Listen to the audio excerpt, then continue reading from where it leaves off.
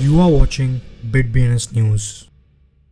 Hello and नमस्कार। अभी market पूरी तरह से वॉलेटाइल है, इसलिए यूजर्स के लिए ये जानना महत्वपूर्ण है कि क्रिप्टो की दुनिया में वास्तव में क्या हो रहा है, क्रिप्टो से जुड़ी क्या खबर है।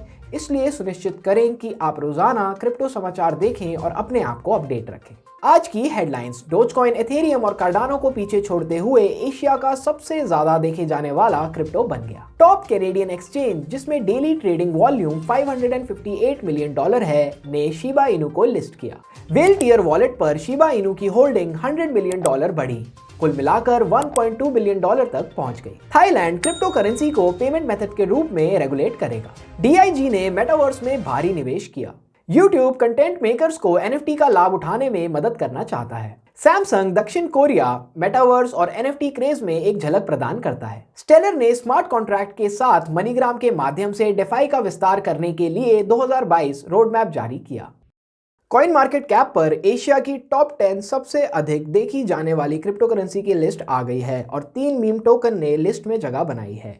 टोकन में डोजकॉइन, फ्लोकी इनू और साइतामा शामिल हैं। डोजकॉइन ने टॉप पोजीशन प्राप्त किया और एथेरियम दूसरे स्थान पर है। बिकॉनमी कनाडा में रजिस्टर्ड एक क्रिप्टो करेंसी एक्सचेंज है और 1 अक्टूबर 2019 से काम कर रहा है। एक्सचेंज शिबा इनू को लिस्ट करने में कॉइनबेस, क्रैकन और दूसरे एक्सचेंजों से पीछे नहीं है। शीब USD ट्रेडिंग पेयर के साथ बिकॉनमी पर शीब ट्रेडिंग शुरू हो गई है। कॉइन मार्केट कैप के अनुसार बिकॉनमी का 24 घंटे का ट्रेडिंग वॉल्यूम $558 मिलियन था। बाजार में सुधार के एक और दौर के दौरान शिबा इनू को वेल स्तरीय पतों से आने वाली कुछ खरीद मात्रा का सामना करना पड़ा, जो क्रिप्टो बाजार में होने वाली वर्तमान पलटाव रैली का पालन करने की कोशिश कर रहे हैं। वेल स्टेटस वॉलेट ट्रैकर के अनुसार पिछले 24 घंटे में शिबा इनू होल्डिंग्स के पूंजीकरण में $100 मिलियन की वृद्धि हुई। प्रेस समय के अनुसार वेल के पास $1.2 बिलियन मूल्य का शिबा इनू है, जबकि FTT टोकन अभी भी एथेरियम नेटवर्क पर सबसे बड़ी होल्डिंग के रूप में पहले स्थान पर है। थाईलैंड के वित्तीय अधिकारियों ने 70 मिलियन लोगों के देश की रक्षा के लिए वस्तुओं और सेवाओं के भुगतान के साधन के रूप में डिजिटल संपत्ति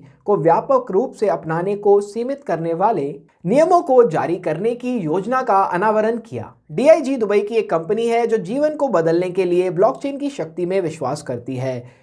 इस लक्ष्य के अनुरूप कंपनी गेमफाई क्षेत्र सहित ब्लॉकचेन क्षेत्र में प्रभावशाली निवेश करने के लिए प्रतिबद्ध है। उनका उद्देश्य विकेंद्रीकरण को हर संभव तरीके से अपनाना है, इससे सर्वव्यापी बनाते हुए इसे दुनिया के हर पहलू में एकत्रित करना है। अंततः यह समाज के ताने बाने को बदल देगा। YouTube के CEO सुजान वेजोकी के अनुसार सामग्री निर्माताओं को एक वार्षिक पत्र में, जैसा कि ब्लूमबर्ग द्वारा रिपोर्ट किया गया है, YouTube अपने सामग्री निर्माताओं को NFT को बनाने में मदद करने के विचार की खोज कर रहा है। वोजिस्की ने कहा, हम हमेशा YouTube परिस्थितिकी तंत्र का विस्तार करने पर ध्यान केंद्रित करते हैं ताकि रचनाकारों और प्रशंसकों को YouTube पर अनुभव को मजबूत करने और बढ़ाने के लिए NFT जैसी चीजें सहित उभरती टेक्नोलॉजीज का लाभ उठाने में मदद मिल सके। उन्होंने कहा कि YouTube Web3 को प्रेरणा के स्रोत के रूप में ले रहा है। 2022 की शुरुआत में दक्षिण कोरिया टेक दिग्गज सैमसंग ने अपने स्मार्ट टीवी के लिए डिजाइन किए गए मेटावर्स और एक नए NFT एग्रीगेशन प्लेटफॉर्म में प्रवेश की घोषणा की। NFT टीवी के अलावा सैमसंग ने डिसेंट्रलैंड के अंदर एक वर्चुअल अनुभव भी लॉन्च किया, जो सबसे लोकप्रिय मेटावर्स गेमिंग प्लेटफॉर्म में से एक है। अब समय आ गया है कि हम लेटेस्ट डेवलपमेंट्स को देखने के लिए हम दक्षिण कोरिया की NFT दुनिया पर एक नजर डालें। 2022 के लिए एक नए जारी किए गए रोड मैप में स्टेलर ने नोट किया कि वर्ष 2021 ने डायरेक्शन प्रोवाइड किया कि इसे आगे कहां जाना है। इसलिए यह बताता है कि 2022 की रणनीति के हिस्से के रूप में स्टेलर डेवलपमेंट फाउंडेशन, एक गैर लाभकारी संगठन, स्टेलर पर स्मार्ट कॉन्ट्रैक्ट्स के विकास का समर्थन करने के लिए अपनी कमिटमेंट का खुलासा किया।